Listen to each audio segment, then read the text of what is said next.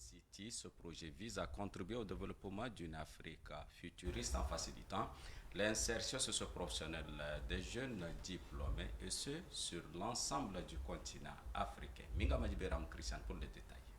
Après 14 ans de dur labeur, le bout du tunnel est enfin perceptible pour ce groupe de jeunes citoyens du monde qui ont eu un rêve, et celui de voir naître sur la terre de leurs ancêtres la réalisation de leurs vœux en actes concrets, le Ndolé City. Selon les promoteurs, l'objectif est d'être le moteur de la croissance économique et du développement du Cameroun, du Tchad, bref dans l'Afrique centrale, dans tous les secteurs d'investissement et d'activité, afin de jeter les bases d'un avenir meilleur, plus sûr et plus prospère en Afrique centrale en particulier et partant dans l'Afrique en général. Présenté et lancé officiellement le 17 décembre 2024 à Yaoundé au Cameroun, le projet Ndolé City appartenant au groupe World Dream Investment est localisé dans l'arrondissement de la Dipamba, département de la Sanaga maritime, région du littoral. Ce projet est implanté sur un espace de 1500 hectares sous le leadership d'un jeune Camerounais, Junior Abraham Ngosso. Il ambitionne de créer plus de 2 millions d'emplois direct avec un pic de près de 5 millions de touristes nationaux et internationaux. Un projet bancable et apprécié aussi bien au niveau national qu'international. Faisant partie des invités d'honneur le jour du lancement, le ministre d'État, ministre du Tourisme, représentant le Premier ministre, a renchéri dans son discours circonstanciel que c'est un méga projet qui va construire une ville futuriste, écologique, dont le financement à mobiliser sera à hauteur de 6 500 milliards de francs CFA, soit 10,7 milliards de dollars américains. C'est l'un des plus grands projets jamais réalisés au Cameroun et donc, ajoute-t-il, et je cite, c'est une consécration que notre pays, par la volonté de son chef, s'est engagé à développer les projets innovants. Fin de citation. Le promoteur envisage réaliser le dit projet sur une durée de 7 ans. Ceci dans le but d'attirer 5 millions de visiteurs et d'offrir aux jeunes Camerounais de découvrir les richesses de leur pays. C'est au prix du temps, du courage, mais aussi de l'espérance qu'après 14 bonnes années de dur labeur, ce projet puisse vivre et qu'il fera d'ici peu une peau neuve, non seulement au Cameroun, mais dans toute l'Afrique. À signaler que le Tchad a déjà donné la caution au programme d'investissement dont la prochaine étape sera dans ce pays.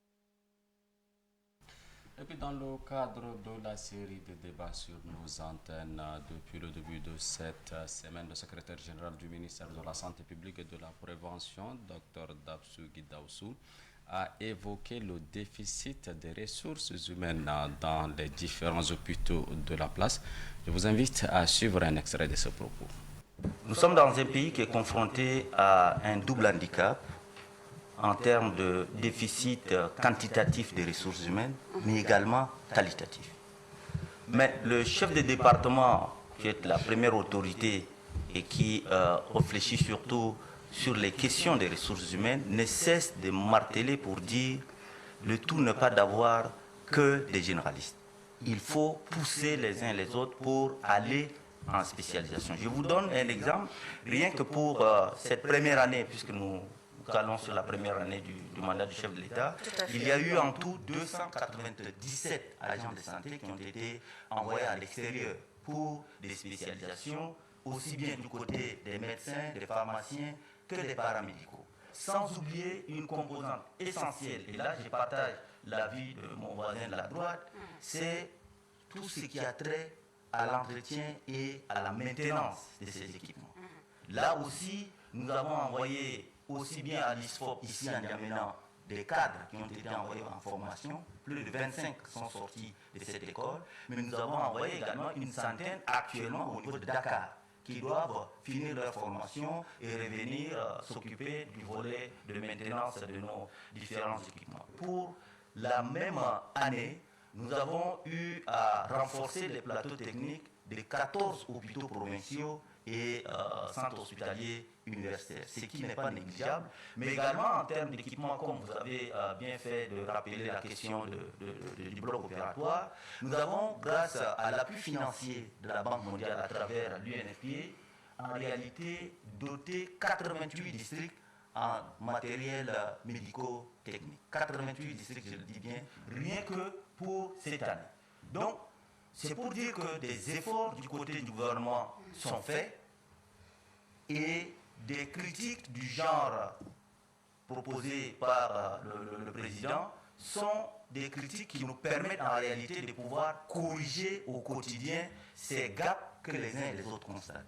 Mais je voudrais rappeler aussi que rien que pour cette année, le ministre de la Santé publique et de la Prévention s'est rendu pratiquement sur le terrain à 4 reprises au niveau des différentes délégations sanitaires provinciales, et au cours de ces missions de supervision, toutes les insuffisances qui sont constatées sont remontées au niveau central et un plan de résolution des différentes insuffisances qui ont été constatées est développé et effectivement mis en œuvre.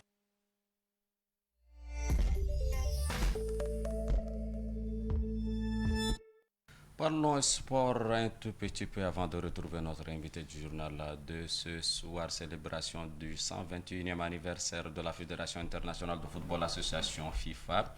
C'est le stade municipal de Paris-Congo, dans le 6e arrondissement de la ville de N'Djamena, qui a été choisi pour l'événement. Une célébration marquée par la présence de la quasi-totalité des membres du conseil exécutif et les membres de la Fédération tchadienne de football association. Hala Nathalie Krimba. Placée sous le thème « L'Union fait la force », la Semaine mondiale du football a été officiellement lancée cet après-midi du 21 mai par le vice-président et illustrée par une rencontre entre les anciens footballeurs précédée d'un match d'exhibition des jeunes talents. En lançant cette Semaine mondiale du football du 21 au 25 mai, la Fédération tchadienne du football association entend mobiliser toute la famille du ballon rond à travers ce thème fédérateur qui est « L'Union fait la force ». Le vice-président du conseil de la Fédération tchadienne du football association, Bahamad Adoum, n'est pas passé par le dos de l'acquéreur pour appeler tous les dirigeants du football tchadien à l'unité. Il a en outre relevé que nous célébrons pas uniquement un jeu, mais un langage universel qui transcende les frontières, les cultures, les langues et les différences. Le football rassemble les peuples, crée des liens, transmet des valeurs fondamentales telles que le respect, l'esprit d'équipe, la persévérance et la passion. Les rideaux de la Semaine mondiale du football tomberont le 25 mai avec au programme une affiche alléchante entre deux meilleurs clubs du football féminin à partir de 15h30 au même stade. Quelques heures de l'inauguration officielle du stade olympique Marshal Idriss Déby Itno, les choses bougent un peu partout à travers la ville de N'Djamena, cité capitale. L'axe conduisant vers ce stade brille aux éclats. L'exécutif communal, sous le leadership du maire Sénoussi Hassana Abdoulaye, les agents municipaux se mobilisent sous cette forte canicule afin de rendre les voies publiques plus saines. Madjilem Alphonsine et Lone Evelyne. Il s'agit plus particulièrement de l'axe Jacques Nadingar qui a un nouvel visage. La notion d'hygiène et d'assainissement refait surface dans la commune du 7e arrondissement de N'Djamena après 5 ans que cet axe n'a plus bénéficié d'un embellissement et d'enlèvement des sables et les ordures. Un tour sur cet axe nous a permis de nous rendre à l'évidence. On peut voir des hommes et femmes du service d'hygiène et assainissement de la commune de N'Djamena s'activent avec des matériaux pour dégager tout obstacle sur cette avenue. Force est de constater que ces techniciens de surface font pour la plupart ce travail pour une circonstance bien donnée. Mais la question qui taraude l'esprit des Tchadiens est pourquoi l'on attend toujours l'approche des cérémonies d'inauguration de certaines infrastructures où le président de la République prend part pour déployer toute une équipe. Toutefois, il serait bien que la mairie maintienne le cap pour que la ville de N'Djamena demeure toujours dans la propriété. Mandjafa est à l'honneur. Dans ce village sera implanté le plus grand stade du Tchad, le stade olympique Maréchal Idriss Déby Itno, dont l'inauguration est attendue d'ici quelques heures. À la veille de ce grand événement, Natacha Mabé est allée à la rencontre des habitants de ce village pour recueillir leurs impressions. Reportage. Mandjafa, l'ancien village, vibre au rythme des festivités à la veille de l'inauguration du tout nouveau stade olympique Maréchal Idriss Déby Itno. Ce stade autrefois était pour certains un rêve, mais aujourd'hui une réalité. À 24 heures de cet événement d'inauguration, la joie des riverains se fait ressentir à travers leurs expressions. Pour les uns, c'est un sentiment de joie et d'émotion. L'inauguration nous fait la fierté. Nous, femmes, hommes, nos enfants viendront s'entraîner, faire du sport. Vraiment, on est vraiment contents. Ça représente vraiment beaucoup de choses. Mais il y a des choses à faire encore, surtout les rues, qu'on nous fasse ça. Parce qu'en saison pluvieuse, nous qui sommes derrière le stade, on a de la peine de sortir. Et pour moi, c'est une grâce pour nous, pour ce pays. Et si l'État vraiment donne du courage à nos footballeurs pour qu'ils avancent, il faut qu'eux également font quelque chose pour que la nation avance. Cette image, ça représente beaucoup des footballeurs de notre pays. Donc il faut qu'ils font quelque chose. Bon, ceci c'est un plus pour la jeunesse stadienne parce que ça va permettre aux jeunes de s'épanouir surtout dans le domaine du sport. Et ça va également leur permettre de rêver grand. Et à travers ce don offert par la Chine, les jeunes pourront espérer faire plus d'efforts pour pouvoir avancer dans le football et représenter le Tchad de demain dans le domaine du foot. Pour certains riverains, l'inauguration est une chose normale vu que ce stade est construit pour l'évolution du sport tchadien, mais l'État devrait penser aux riverains qui se trouvent tout autour du stade et de penser à l'urbanisation des grandes voies qui permettent aux joueurs de se déplacer. La construction de ce stade vient à point nommé pour apaiser l'attente des amoureux du sport tchadien. Toujours dans le cadre de la cérémonie d'inauguration du stade olympique Maréchal Idrissa Déby Itno, le ministre de la Jeunesse et des Sports, par ailleurs président du comité d'organisation, Maïdé Hamid Louni, a procédé à la remise officielle des équipements sportifs aux 2 clubs sélectionnés pour disputer le match de gala marquant cette cérémonie d'inauguration. Maïdé Gissem Sadok. Ce geste marque une étape symbolique dans les préparatifs de cet événement de portée nationale. Le ministre de la Jeunesse et des Sports, Maïdé Hamid Louni, a profité de l'occasion pour clarifier le processus de sélection des 2 clubs. Selon les explications, le ministre a saisi la Fédération tchadienne de football association par correspondance afin de proposer les équipes devant prendre part à ce match prestigieux. En retour, la Fédération tchadienne de football association a mandaté la Ligue provinciale de N'Djamena qui a soumis les noms des 2 meilleurs clubs de son championnat. Ces équipes reconnues pour leur performance sont attendues pour offrir un spectacle positif de haut niveau à la hauteur de l'importance historique de l'événement. Le ministre a par ailleurs exhorté les joueurs à faire preuve de patriotisme et d'exemplarité sur le terrain. La cérémonie a vu la présence du président de la Ligue provinciale de football de N'Djamena, Mamad Abdoulaye Ardèche, ainsi que des responsables des 2 équipes concernées.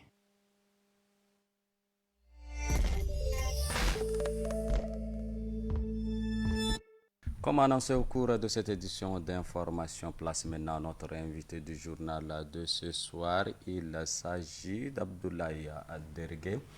Bonsoir. Bonsoir. Merci d'avoir accepté notre invitation. Merci à vous. Voilà, actualité oblige, l'événement, le grand événement ce demain.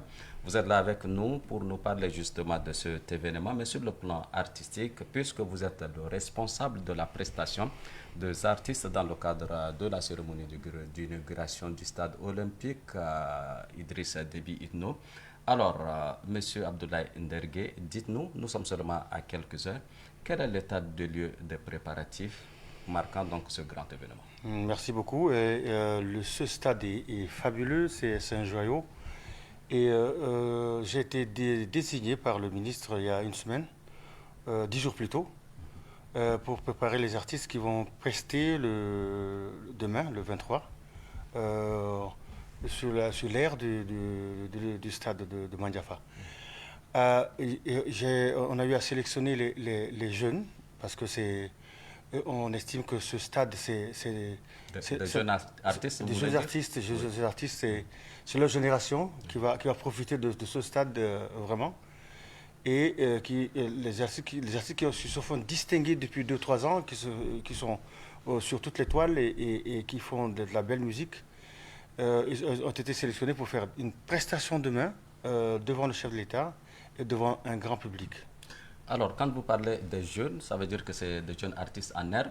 Est-ce que c'est des artistes confirmés? Puisque c'est un grand événement, il y aura le chef de l'État. Est-ce que c'est le choix est vraiment ce qu'il faut faire? Il n'y a pas d'artistes en herbe. Ce terme est un peu péjoratif. Okay.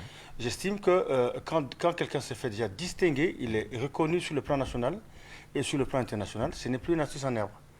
Donc je crois que tous ces artistes qui ont été sélectionnés, c'est des artistes prêts à faire des prestations et qui vivent de leur art, donc qui ne sont plus des artistes en herbe. Ce terme, il vient souvent parce qu'on estime qu'être être professionnel ou être artiste, grand artiste, c'est sortir de son territoire. Mais je crois que le vrai artiste commence d'abord par chez lui. Tout à fait. Tout à fait. Alors, parmi les jeunes, je n'ai pas la liste sous la main, mais peut-être qu'il y aura certainement ce jeune qui se fait beaucoup de plus remarquer, le jeune K2 qui sera là, et bien d'autres également. K2, effectivement, est dans la liste. Il y a K2, il y a Ahmed TMB. Il y en a plein qu'on n'a pas pu prendre, mais je crois que on laisse ceux qui ont eu à rôder un peu le boss sur la scène nationale, déjà qui sont très connus, comme K2, sont inévitables. Et donc il y a aussi Sidson, il y a Robinho aussi qui fait ses preuves et qui a beaucoup de belles chansons. Donc voilà, donc on fait un mélange de beaucoup Ceux-là, c'est des artistes déjà connus en fait. Déjà connus, exactement. Mais donc ils sont jeunes, et Robinho très jeune. Hein. Tout à fait. Donc ils vont être là demain pour faire une prestation à la hauteur de l'attente du public. Pour ne pas créer peut-être de mécontents, nous avons assez de jeunes artistes. Sur quelle base vous êtes basé ou sinon vous êtes parti pour sélectionner ces quelques artistes? Je crois que je ne suis pas au Tchad, mais je les observe beaucoup. Et je vois leur aptitude à se présenter devant le public. C'est ça la chose la plus importante. Ils sont capables de se présenter, de prester sans perdre le sang-froid, sans perdre de l'équilibre dans leur musique et qui ont des belles chansons, déjà. Ils sont combien ces artistes qui sont retenus? Ils sont 7 à être retenus, les jeunes, donc ils vont presser demain. Voilà. Et je ne sais pas si quelle sera la durée de la cérémonie. 7 artistes, quelle sera donc la durée que vous allez attribuer à chaque artiste pour pouvoir prester? Je crois qu'il y a 2 phases. L'événement se passe en 2 phases. Il y a une première phase devant le chef de l'État où il va avoir 15 minutes de prestations musicales au maximum, je crois. Et ensuite, la deuxième partie, ça va être la fête à la jeunesse. Et une prestation qui sera... tous les artistes qui ont été cités là vont passer les uns après les autres faire leur performance devant le public qui va venir demain. Disons que c'est une grande cérémonie qui est peut-être prévue en soirée pour marquer vraiment cet événement. Exact. Je crois que ça commence à partir en début d'après-midi, autour de 15 h. Déjà, la mise en place terminée. Et dès que le chef de l'État se présente, les activités, les prestations vont commencer. Toujours au stade ou bien c'est un autre lieu qui a été choisi? Non, c'est au stade, toujours au stade. Voilà. Alors, quel est le message que vous avez surtout à lancer, puisque c'est un grand événement, un stade le plus grand du Tchad qui porte le nom d'un grand homme de ce pays? Quel est le message que vous avez à lancer? C'est la dimension historique qu'il faudrait retenir ici. Parce que pour tous ces artistes qui vont prester demain à cet événement, il va avoir, c'est la première fois qu'un stade à ce niveau est construit au Tchad. Et ces artistes vont être inscrits dans l'histoire de ce stade qui va être inauguré demain. Donc on va dire, tel a fait la prestation pendant l'inauguration du stade, et c'est quelque chose qui reste à vie.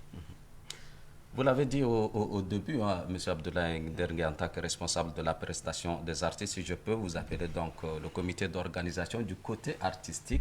Est-ce qu'un groupe mythique comme Africa Melody, Chari Jazz seront là également?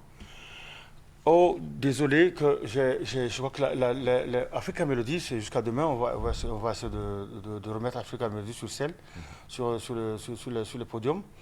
Je suis en train de négocier depuis hier un petit espace pour Africa Melody, parce que là c'était très serré, et là s'il faudrait faire, ça risque de faire mal à certaines personnes. Mais qu'à cela ne tienne, je crois que c'est possible de le faire. Demain, on va essayer de trouver même si c'est 15 minutes pour Africa Melody, je crois que c'est historique. Voilà. Les artistes sont l'une des voix les plus écoutées. Quel sera donc vraiment le message clé au-delà de ce que vous venez de dire à faire passer par rapport à cet événement? Vous avez tout à fait raison. Nous sommes porteurs de modération, porteurs de conseils. Nous sommes édifiants par nos chansons, on édifie le peuple, on console les gens. Le message le plus important actuellement, je crois que c'est celui de construire la paix. Construire la paix, construire l'unité, et pousser les jeunes à s'unir. Je crois que le pilier d'une nation, c'est sa jeunesse.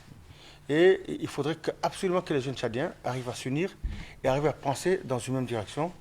Et je crois que nous, les artistes, on a commencé et on va le faire jusqu'à ce que les choses prennent la bonne direction. Ouais. Le sport, les artistes vont de pair. Alors, M. Abdoulaye Ndergué, vous êtes un patriarche de la musique tchadienne. Alors, dites-nous, quel est votre regard sur nous? Est-ce que vous avez l'espoir aujourd'hui qu'on puisse parler d'une autre façon du Tchad sur le plan sportif? Je crois que la motivation, il y a des choses techniques qu'il faudrait. Déjà, on a ce joyau-là qui est là. C'est le personnel. Déjà, le premier truc qui peut attirer, la qualité de personnel. Et aussi, le football doit être démocratisé. Démocratisé. Et on va c'est le sport, c'est pas de la politique. Il faudrait que ça soit différent. Les considérations doivent être différentes. Parce qu'il y a beaucoup de talent au Tchad. Les Tchadiens sont très intelligents. Donc, sportivement, je crois qu'ils sont très prêts. Mais l'encadrement manque un peu. Et il faut aussi le niveau de motivation qui doit être un peu revu pour que les gens se sentent aimés, il faut que les sportifs se sentent aimés, pas négligés.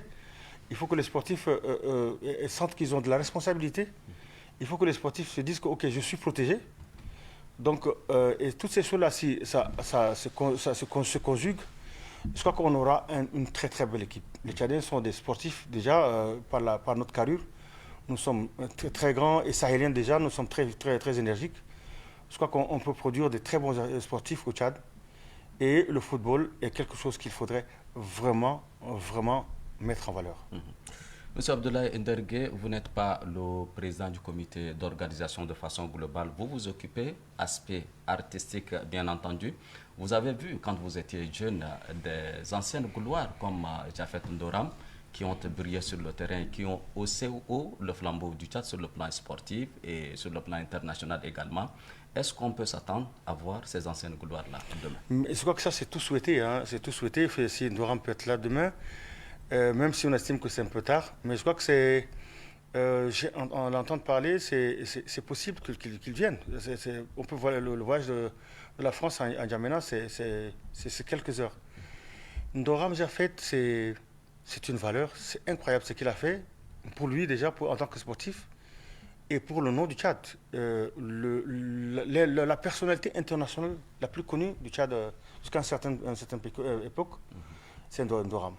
Donc, au Cameroun, c'est Roger Mila. Roger Mila. Donc, je crois qu'il faudrait penser à un moment, valoriser, ou faire honneur à Ndoram en lui reconnaissant ce mérite, cette prouesse qu'il a eu à faire, tout ce qu'il a fait pour le nom du Tchad sur le plan international.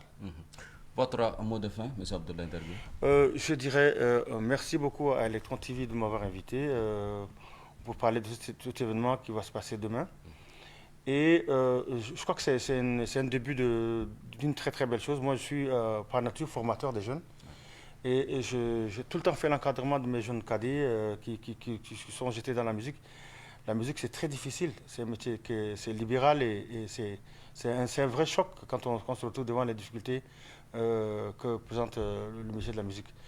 Et je dirais, on va travailler ensemble avec tous les jeunes du Tchad, pour construire une belle musique tchadienne. En tant qu'ancien, en tant que doyen, est-ce que demain on peut s'attendre à voir Abdoulaye Ndergué au devant de la scène pour montrer la voie à ces jeunes-là? Absolument. Je suis en train de faire, depuis un certain temps, je travaille sur une création de musique de souche tchadienne. Je peux des caractères électroniques, mais aussi jazz et tout ce qui va avec. Ouais. Tout ce qui va avec. Et je crois que on a du potentiel. Au Tchad, on ne peut pas avoir à ce rythme parce qu'on est riche en musique, très riche en musique. Et, on va sortir ça du carcan communautaire et le présenter comme étant une musique appartenant à tous les Tchadiens. Donc je peux prendre le Kidi Gouran et je chante en Sara dessus. Je peux prendre le Nganjang et je chante en arabe dessus. Je peux prendre le Dala et je chante aussi en Boulala dessus. Et je prends le Boulala et puis je chante en Sara dessus, la musique de Boulala et chanter en Sara dessus. Je crois que c'est comme ça qu'on peut diversifier cette musique tchadienne et la présenter de façon la plus... Parce que le Tchad est très vaste. Hein. Quand on traverse le Tchad, on a l'impression de traverser plusieurs pays. Donc le Tchad, naturellement, c'est un conflit culturel. Et pour résoudre ce problème de conflit culturel, c'est la culture, c'est le développement de la culture. Il est bien vrai que je vous ai donné déjà votre mot de fin, mais il y a une question qui me taraude à l'esprit. Permettez que je vous la pose. Merci. Vous vous adaptez à tous les styles musicaux. Est-ce que vous avez déjà fabriqué, concocté quelque chose par rapport à cet événement précis? Justement, j'ai préparé la musique de Blala qu'on appelle le déré. Déré, Blala, le Blala c'est une des langues Sara aussi, donc déré ça veut dire der. En Sara, ça veut dire der, c'est comme le pigeon. Et les femmes dansent en imitant le pigeon qui est en train de voler, et c'est très très beau. Demain, on va faire présenter cette musique-là avec la chorégraphie de Déré. Et la musique que je chante en arabe sur une musique vraiment métal et électrique. On peut arracher donc l'exclusivité, avoir en 30 secondes un peu un avant-goût. جدود نقلوا لينا ورثة الورثة خلوا لينا داو ثقافة بلدنا من شمال لجنوب من صباح للخريب وكلنا كلامنا جينا جمينا مدينة حنونة وتراب الأتامة أنينا Quelle belle voix. Est-ce qu'Afrotronics sera là également à vos côtés? Afrotronics, désolé, je crois que c'est, je ne sais pas qu'est-ce qui s'est passé au juste, mais je suis désolé. Je ne peux pas m'exprimer à ce sujet parce que je ne connais pas qu'est-ce qui s'est passé au début. Et Mandoué est une personnalité ressource dans cet événement, une personnalité ressource. Il faut reconnaître que tous ces artistes ont fait un travail énorme. Mandoué, il a déjà 60 qu'il est en train de faire. Nous, les anciens, considérés comme moi, je suis le plus ancien. Tout à fait. Mais Mandoué et Afrotronics, ils ont un devoir aussi. Mandoué a déjà commencé, Afrotronics qui n'a pas encore commencé, et qui a un exercice énorme sur le plan international. Mais je crois qu'on a intérêt à construire des choses ensemble, à essayer de construire une jeunesse. Mandoué a déjà commencé, c'est très très beau. Mais chacun doit trouver sa méthode, sa façon de faire pour faire avancer cette musique tchadienne sans animosité.